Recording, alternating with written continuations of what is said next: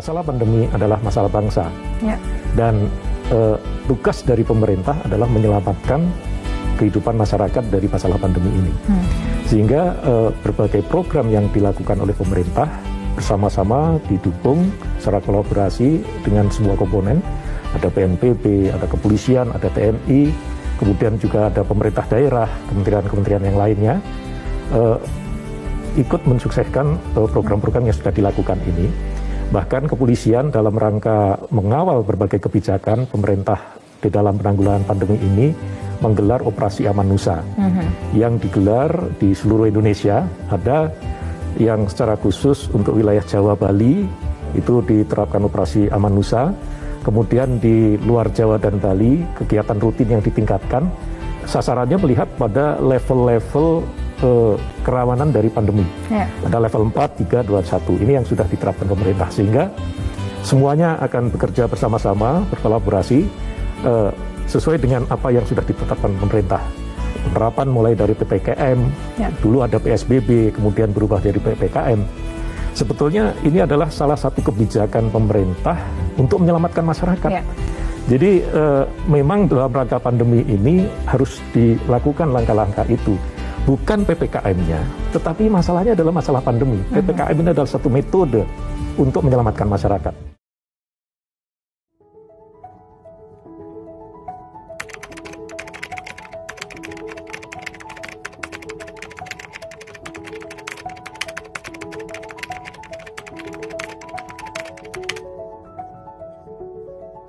Ini trennya mengalami penurunan terhadap gangguan Kamtibmas, kadang-kadang juga stabil, terjadi peningkatan juga tidak lebih dari 5% dibandingkan dengan sebelum pandemi.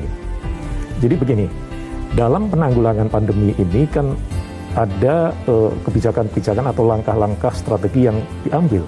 Vaksinasi adalah salah satu cara, salah satu metode di dalam memperkuat atau ketahanan masyarakat terhadap serangan COVID. Di samping vaksinasi, ada kegiatan-kegiatan yang lain yang dilakukan. Jadi dalam rangka menumbuhkan herd immunity, ini kan ada dua jalur sebetulnya. Pertama, ada yang orang terinfeksi, tapi ini risikonya cukup besar, kalau tidak bisa tertangani menimbulkan kematian. Kemudian melalui jalur vaksinasi. Nah, ini yang dilakukan secara serentak oleh pemerintah. Sehingga yang pertama dilakukan adalah langkah-langkah preemptif. Langkah preemptif berupa edukasi, kemudian pemberian pembelajaran kepada masyarakat masalah protokol kesehatan. Bagaimana menumbuhkan kultur baru yang disebut dengan new normal. Memakai masker yang dikenal dengan 6M, bahkan dalam rapat terbatas minggu lalu Bapak Presiden sudah nggak usah banyak-banyak M, 1M saja tapi efektif. Biasakan masyarakat menggunakan masker, karena masker ini terbukti 95% bisa mencegah. Langkah yang kedua, kalau ini masih ada kebocoran juga, maka dilakukan testing, ini ada ditemukan kasus positif, maka dilakukan isolasi. Ada dua, isolasi mandiri dan isolasi terpusat yang sudah banyak dilaksanakan oleh pemerintah daerah. Ini tujuannya adalah untuk menghentikan penularan. PPKM ini ada 4 pilar, ada dari bidan desa di kelurahan, kemudian Babinsa, Babin Kamtibmas, dan dari kepala desa. Ini akhirnya secara masif pengayoman, pelayanan, perlindungan kepada masyarakat terhadap pandemi dan kejahatan juga berjalan bersama-sama, dan ini cukup efektif.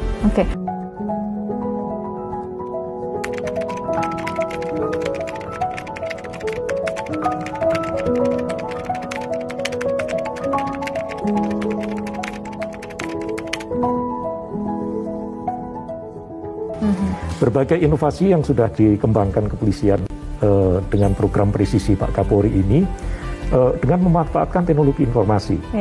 Apa sih yang dilakukan? Mempermudah akses masyarakat untuk melakukan pengaduan kepada kepolisian. Sehingga tidak perlu lagi masyarakat itu datang ke kantor polisi, tapi cukup dengan aplikasi yang ada di HP-nya. Salah satunya adalah call center 110.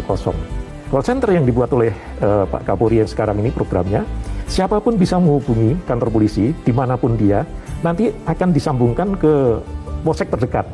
Polsek tidak ngangkat, akan langsung dialihkan ke Polres. Polres nggak ngangkat ke Polda. Yang ada sekarang tidak bisa main-main. Karena siapa penelponnya, kita bisa tahu di dashboard itu nomor teleponnya dan posisinya dia. Sehingga betul-betul fair. Semua informasi bisa dilaporkan, tapi yang benar. Termasuk masalah narkoba. Penanggulangan narkoba ini juga menjadi masalah di bangsa ini yang harus diselesaikan. Bagaimana penanggulangannya? Banyak instansi yang melakukan penanganan ini. Ada BNN sebagai koordinator. Di kepolisian ada Bareskrim, Direktorat Narkoba. Kita kerjasama juga dengan Bea Cukai dalam rangka menanggulangi penyelundupan narkoba. Bisa dari darat, laut, dan di udara. Nah ini kami juga tidak bisa bekerja sendiri. Karena untuk mengungkap narkoba itu perlu informasi-informasi hasil penyelidikan. Kalau memerlukan bantuan kepolisian perairan, kami akan bantu sepenuhnya. Nah ini sudah dirancang untuk kegiatan-kegiatan interdiksi, sehingga ini akan bisa dilakukan secara masif. Bagaimana dengan kondisi pandemi yang berdampak kepada masalah ekonomi, masalah kesehatan? Pemerintah sudah melakukan atau mengambil program namanya KPC PEN, Misi Penanggulangan COVID dan Peningkatan Ekonomi Nasional. Ini berjalan secara serentak, sehingga masalah pandemi diselesaikan, masalah-masalah sosial yang dampak dari ekonomi juga diselesaikan.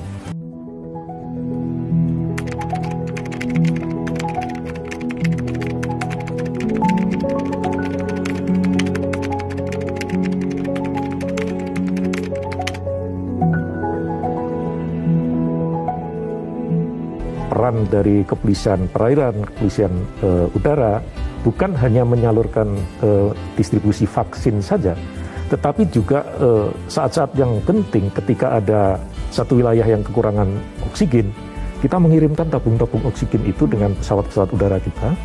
Kemudian kalau vaksin harus masuk ke wilayah yang jauh dari ibu kota provinsi, kami gunakan helikopter Polri.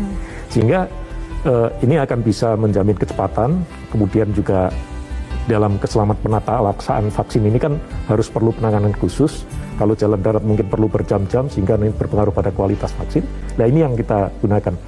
Ini Pak Kapolri betul-betul concern terhadap masalah-masalah ini.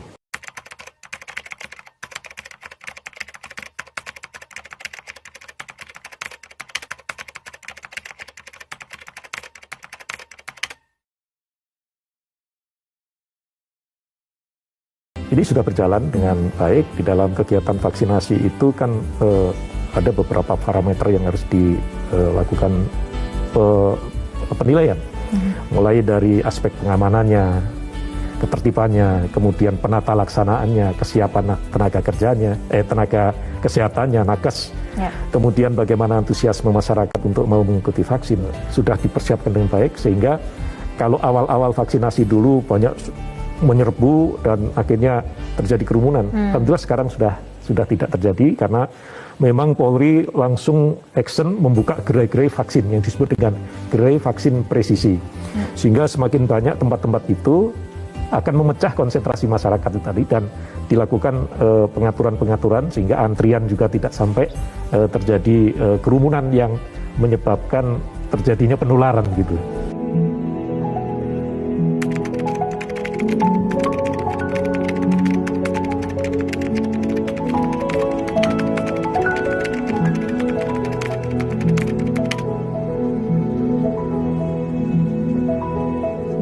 Inilah saatnya seluruh bangsa Indonesia menjadi pahlawan. Pahlawan untuk negaranya dan pahlawan untuk bangsanya. Dengan memahami apa sih yang harus dilakukan sekarang ini. Kita menghadapi pandemi, tapi juga kita juga harus mengisi kemerdekaan ini. Polri dalam doktrinnya Toto Tentrem Kertararja, di dalam masyarakat yang tertata dengan baik, dia akan bisa menjalankan pembangunan dengan lancar untuk menuju kesejahteraan. Nah, dengan adanya pandemi maka kita harus menyehatkan bangsa jangan sampai tergerus oleh pandemi ini.